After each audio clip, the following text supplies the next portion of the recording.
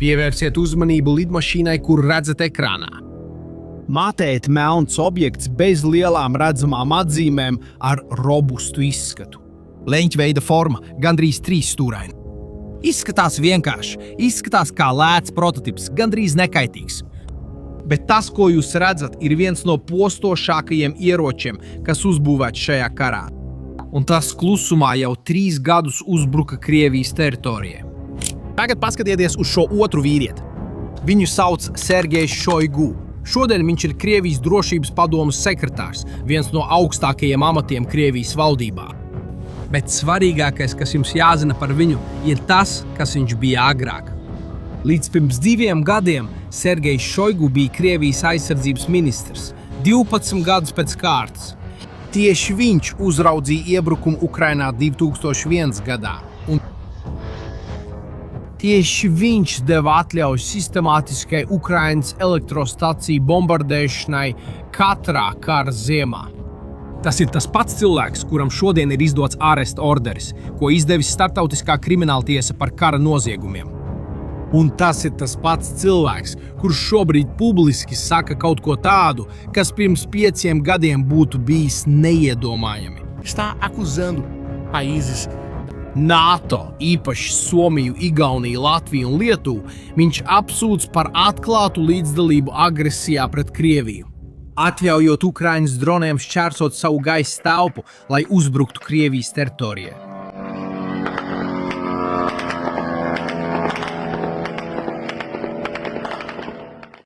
Viņš to nesen teica.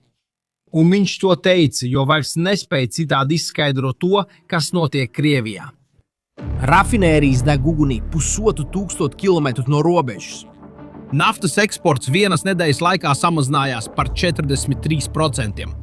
$1 miljards ieņēmumu zaudēts 7 dienu laikā. Un Krievijas pretgaisa aizsardzība, viena no dārgākajām un sarežģītākajām pasaulē, vienkārši nespēja apturēt to, kas nāk no debesīm. Bet Šoigu kļūdās. To nedara NATO. Un patiesība, ka tu to uzzināsi, būs daudz neērtāka Kremlim. do que qualquer teoria. Jo tas, kas iznīcina Krieviju no iekšpuses, tika pilnībā uzbūvēts Ukrainas teritorijā, klusumā, kamēr pasaule skatījās citur. Šonedēļ Ukraina izdarīja kaut ko dīvainu. Viņa uzaicināja ārvalstu diplomātus uz neuzkrītošu telpu savā galvaspilsētā un parādīja ieroci, par kura eksistenci neviens nezināja. Viņi nolika blakus plāksnīti, noņēma pārsegu un tikai tad, pēc 3 gadiem, atzina, ka šis ierocis jau kopš 2023. gada uzbruk Krievijai. 3 gadi kaujā, 3 gadi pilnīgā klusumā, 3 gadi klusumā, 100 misiju, varbūt 1000. Neviens pasaules valsts, pat ne mērķa valsts, nezināja, kas tas ir. Šodien jūs sapratīsiet, kas ir šis ierocis, kāpēc Ukraina to tik ilgi slēpa un kāpēc tagad to atklāja. Varbūt tā ir visrūpīgāk izplānotā strateģiskā gājiena, ko Ukraina veikuši šajā karā. Atgriezīsimies telpā, kur viss tika atklāts. 2026. gada 14. aprīlī kādā telpā Ukrainas ārlietu ministrijā diplomāti no 10 valstu tika aicināti staigāt starp ieročiem, ko ražojusi Ukrainas aizsardzības industrija. Tur bija tālas darbības raķetes, jūras droni, sistēmas Shahed dronu pārtveršanai. Tie ir Irānas droni, kurus Krievija izmanto visbiežāk. Tur bija pat radioelektroniskās cīņas aprīkojums. Un šajā ieroču koridorā uz vienkāršu statīva atradās tas lidaparāts, ko redzējāt video sākumā, ar nelielu plāksnīti blakus. Tās nosaukums ukraiņu valodā bija Sishen, kas nozīmē janvāris. Specifikācijas, kas bija norādīts uz plāksnītes blakus, atstāja diplomātus bez vārdiem. Darbības rādījus 1400 km, precizitāte 20 metri no mērķa, modulāra kaujas galviņa 40 kg. Tas nozīmē, ka to var mainīt atkarībā no uzdevuma. Skatieties, ātrums 200 km/h, lidojuma griesti 1500 metri, sagatavošanās laiks palaišanai mazāk nekā 15 minūtes. Un varbūt pats svarīgākais fakts no visiem. Dronu ir paredzēts darbināt aktīvas radioelektroniskās cīņas apstākļos, kas nozīmē, ka tas turpina lidot un trāpīt mērķos pat tad, kad ienaidnieks mēģina traucēt navigācijas signālus. Un lai jums būtu priekšstats par šo darbības rādījusu, 1400 km ir vairāk nekā attālums, ko var nobraukt ar automašīnu vienas pilnas dienas laikā pa šoseju. Iedomājieties ieroci, kas startē no pilsētas, vairākas stundas lido pāri ienaidnieka teritorijai un trāpa mērķī, kas ir mazas mājas lielumā, citā valstī. Un tas viss tiek darīts, startējot no pikapa ar mazāk nekā 15 minūšu sagatavošanās laiku un spējot izturēt mēģinājumus traucēt signālu. Tas ir sišana, un tas ir tikai stāsta sākums. Ir viena nianse. Uz visām plāksnēm blakus ieročiem bija uzrakstīts ražotāju uzņēmuma nosaukums. Tikai uz vienas tas nebija precīzi norādīts. Uz sišana ieroča plāksnes. 3 gadus pēc tam, kad ierocis tika izmantots kaujā, Ukraina joprojām nav atklājusi, kura uzņēmums to ražo, cik maksā katra vienība un cik daudz jau ir uzbūvēts. Šis klusums ir apzināts. Tā ir aizsardzība pret sankcijām, kas varētu ietekmēt piegādes ķēdi. Un tā ir aizsardzība arī pret pašu ienaidnieku, kurš zina, ka, ja atklās rūpnīcu, var mēģināt to iznīcināt ar raķetēm. Bet tehniskās specifikācijas ir tikai puse no stāsta. Otra puse ir nosaukumā. Jo nosaukums pats par sevi ir gandrīz kā kara pieteikums. Janvārs Ukrainā nav tikai mēnesis. Kopš iebrukuma sākuma janvārs ir kļuvis par mēnesi, kad Krievija visintensīvāk pastiprina savus bombardējumus. Un tie nav bombardējumi pret karavīriem, tie ir bombardējumi pret elektrostacijām, apkuras stacijām, elektrotīkliem, slimnīcām. Mērķis ir vienkāršs un nežēlīgs. Pārtraukt apkuri ziemas vidū un likt civiliedzīvotājiem nosalt savās mājās. Sievietes, veci cilvēki, bērni. Tā ir apzināta stratēģija nogalināt ar hipotermiju. Janvāris Ukrainā ir ciešanu mēnesis. Tāpēc, kad Ukrainas inženieri pabeidz izstrādāt ieroci, kas spēja lidot 1400 km Krievijas teritorijā, viņi neizvēlējās tam jebkādu vārdu. Viņi to nosauca par janvāri. Tā nebija nejaušība, tā bija valoda. Tā bija kultūras vēsts. Ierakstīta. Ieroča identifikācijas koda. Katru reizi, kad sišana iziet no Ukrainas palaidēji un ieiet Krievijas gaisa telpā, jau ar savu nosaukumu nes atriebības nozīmi to civiliedzīvotāju vārdā, kurus Krievija ir nogalinājusi no augstuma. Tagad, kad jūs sapratāt nosaukumu, nāk viss satraucošākais jautājums. Ko tieši šis ierocis darīja tos 3 gadus, kamēr tas bija paslēpts? Atbilde – tas sāk parādīties pēdējās nedēļās. Tikai 2026. gada martā Ukraina palaida vairāk nekā 7000 tālas darbības dronu pret Krievijas teritoriju. Daži no tiem veica vairāk nekā 1500 km Krievijas teritorijā, pirms sasniedza savus mērķus. Un šeit sākās stāsta absurdā daļa. Pirmo reizi visā karā, Ukraina palaida vairāk tālas darbības dronu pret Krieviju nekā Krievija pret Ukrainu. Padomājiet par to. Valsts, kas ir iebrukta, ikdienā bombardēta ar iznīcinātām pilsētām un miljoniem bēgļu, tagad nogādā vairāk sprākstvielu lielā attālumā nekā 3. lielākā militārā lielvara pasaulē. Tas nav tikai par ieroci, tas ir par vēsturisku apvērsumu, un šīs sekas parādījās ekonomiskajos rādītājos. Rafinēšanas rūpnīcas tika skartas Kstovā, Saratolā, Uzslugā, Primorskā, Novorossijskā. Kritiskie punkti Krievijas naftas eksporta sistēmā. Krievijas naftas pārstrādes jauda samazinājās par 17%, kas ir vairāk nekā 1 miljons barelu dienā, kas vairs netiek pārstrādāti. Naftas eksports, kas ir galvenais Krievijas kara ekonomikas dzinējspēks, vienas nedēļas laikā samazinājās par 43%. Ieņēmumu zaudējumi 7 dienu laikā pārsniedz $1 miljardu. Un marta vidū notika kas tāds, kas Kremļa skatījumā gandrīz pielīdzināms publiskai kapitulācijai. Pats Sergejs Šoigu Tas pats cilvēks, kurš parakstīja pavēles par iebrukumu Ukrainā 2022. gadā, tas pats cilvēks, kurš atļāva ziemas bombardēšanas kampaņas, kas deva vārdu dronam. Sičins skaļi atzina ko tādu, kas iepriekš būtu bijusi neiedomājama. Viņš teica, ka neviens Krievijas reģions nav imūns pret Ukrainas uzbrukumiem. Pievērsiet uzmanību šai ironijai. Janvāra bombardēšanas organizētājs atzina, ka vairs nespēja apturēt ieroci, ko sauc par janvāri. Bet atzīšanās ar to nebeidzās. Puse no Krievijas pancīra sistēmām, kas ir tie pretgaisa aizsardzības lielgabali. Katrs no tiem maksā vairāk nekā $15 miljonus, jau ir iznīcināti Ukrainas operāciju rezultātā.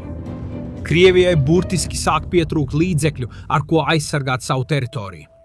Un atvaļināts Krievijas ģenerālis, šobrīd deputāts vārdā Andrejs Guruļovs, situāciju rezumēja vienā teikumā, kuru Kremlis noteikti būtu vēlējies, lai tas netiktu pateikts. Krievija ir pārāk milzīga, spēki ir pārāk izstiepti, nav iespējams izveidot nepārtrauktu aizsardzības vairogu. Citiem vārdiem sakot, viņš saka, ka valsts ir pārāk liela, lai to varētu aizsargāt. Un Sičins bija viens no klusajiem ieročiem aiz visa tā. Un tad rodās jautājums, kas iespējams ienāca tev prātā. Ja tas klusumā darbojās tik labi, kāpēc to atklāt tieši tagad?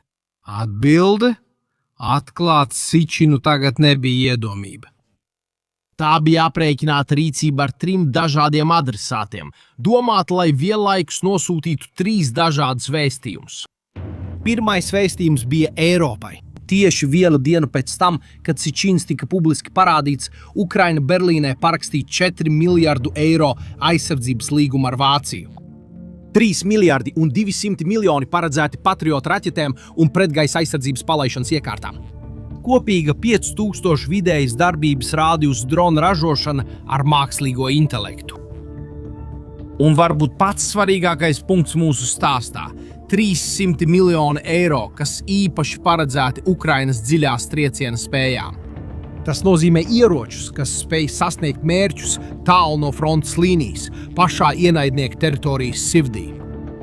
Tieši šajā kategorijā ietilpst arī Sičins. Parādīt dronu ar 3 gadu kaujas pieredzi vienu dienu pirms tik nozīmīga līguma noslēgšanas nozīmē parādīt, ka produkts ir nobriedis, nevis testēšanas stadijā. Tā ir izstāde, kas veidot investoriem, nevis turistiem. Otrā ziņa bija domāta Maskavai. Un šī, iespējams, ir vistraucējošākā. Padomājiet, ja Sičins bija paslēpts 3 gadus, kamēr uzbruka Krievijas teritorijai, cik vēl citu ieroču joprojām ir paslēpti Ukrainas arsenālā? Tagad Krievijai katrā pārtveršanā jāpieņem, ka tuvojošais drons var būt jebkas. Tas piespiež aizsardzības plānošanu balstīties uz vissliktāko iespējamo scenāriju. Katram lēmumam, katram izdevumam, katrai sistēmai jāņem vērā draudi, kurus Krievijas izlūkdienests pat nemāk nosaukt. Un trešais vēstījums bija Vašingtonai. Kamēr Amerikas Savienotās valstis iztukšo savus Patriot raķešu krājumus uz tuvajiem austrumiem konflikta ar Irānu dēļ, Ukraina klusībā sūta vēstījumu: mēs negaidām. Mēs kļūstam patstāvīgi. Ukrainas ārlietu ministrs Andrijs Sibiha paziņoja, ka 95% tāldarbības uzbrukumu šodien tiek veikti ar Ukrainā ražotiem ieročiem. Vairāk nekā 400 000 cilvēku strādā valsts aizsardzības nozarē. Vairāk nekā puse no ieročiem, kas tiek izmantot frontes līnijā, tiek ražoti pašā Ukrainā. Baltajam namam vēstījums ir skaidrs. Ja jūs nevarat turpināt, mēs turpināsim. 3 vēstījumi, 3 adresāti, 1 izstāde. Un katrs no tiem ir vērtīgs pats par sevi. Miljoniem dolāru ģeopolitiskā vērtība. Reti vēsturē kāda maza valsts ir paveikusi tik daudz ar tik maz resursiem. Tagad mēs esam nonākuši pie iespējams vissvarīgākā šī visa stāsta punkta. Jo, lai arī Sičins ir iespaidīgs, tas nebūtu nav visspēcīgākais ierocis Ukrainas arsenālā. Tas ir tikai viena sastāvdaļa zobrac ekosistēmā, kuru pasaule vēl tikai cenšas saprast. Piemēram, ir ierocis, ko sauc par Flamingo. Tas ir Ukrainas sauszemes palaišanas tāls darbības raķete ar 3000 km darbības rādijus. Tas divkāršo sišana darbības rādijus. Un tā kaujas galviņa pārsniedz 1000 kg. Tas nozīmē, ka tā pārvadā 25 reizes vairāk sprāgstvielu nekā sišana. Ir arī ļuti. Drons, kas uzbrūk mērķim ar 2000 km darbības rādijus, un tas jau ir bijis atbildīgs par uzbrukumiem Krievijas pilsētām, kas atrodas tik tālu kā Kazaņa un Samāra. Ir arī FP1, kas tiek ražots ar 90% Ukrainā ražotu komponentu. Tas nozīmē, ka gandrīz nekas nav atkarīgs no importa. Ir Moroks, Bars, Obri, Huta, Neptūns. Vesela ieroču ģimene, katrs ar savu atšķirīgu profilu. Katrs no tiem aizpilda noteiktu apdraudējumu kartes daļu. Un tas viss tika uzbūvēts 3 gadu laikā valstī, kur pilsētas tiek bombardētas katru dienu, kur tiek iznīcināts elektrostacijas. Ar miljoniem bēgļu, ar sabrukušu ekonomiku, ar karavīriem, kas mirst frontē.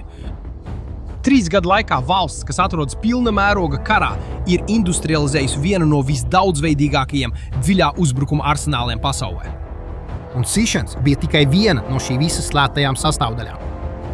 Un visā šajā ir nežēlīga ironija. Iebrukuma sākumā, 2022. gadā, Krievijas izlūkdienas aprēķināja, ka Ukraina kritīs 3 dienu laikā. Tā vietā jaunais Kremļa režīms deva Ukrainai tieši to, kas tai bija nepieciešams, lai visu šo uzbūvētu. Laiku, motivāciju, piekļuvi rietumu tehnoloģijām un eksistenciālu iemeslu nekad vairs nepaļauties ne uz vienu citu.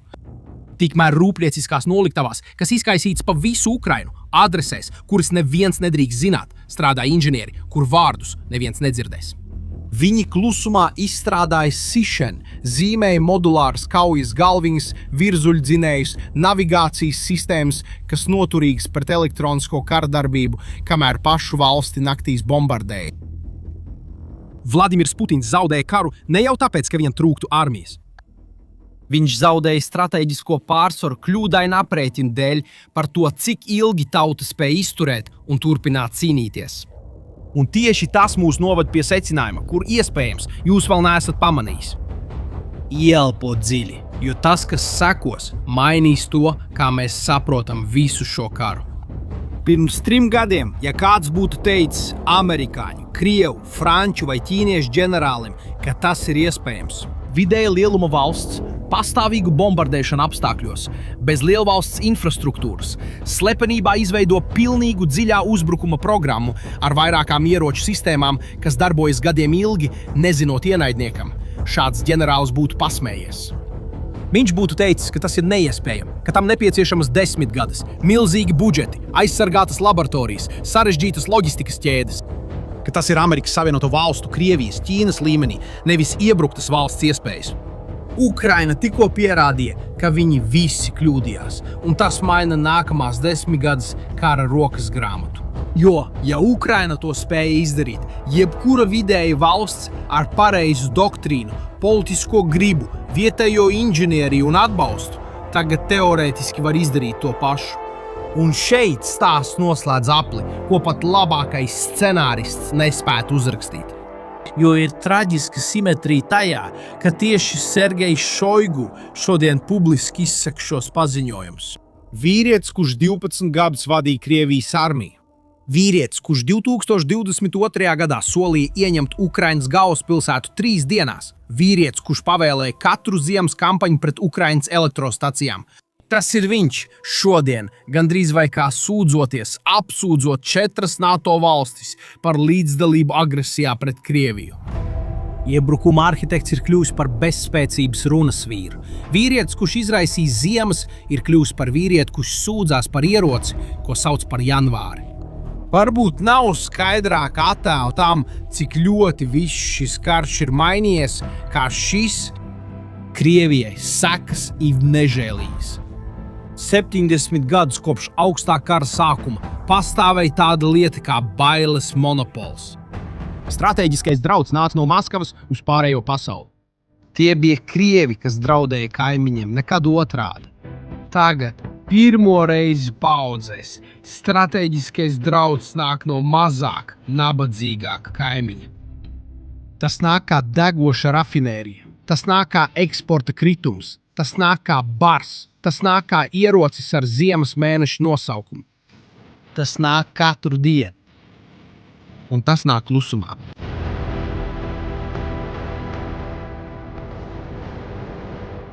Ja šis video tev palīdzēja saprast, kas notiek šajā karā tādā veidā, kā parastā ziņas to nestāst, izdari man vienu vienkāršu lietu. Padalies ar kādu, kam arī patīk patiesi izprast ģeopolitiku, un abonē kanālu, lai nepalaistu garām nākamos video. Mums vēl ir daudz stāstu, ko pastāstīt. Uz tikšanos nākamreiz!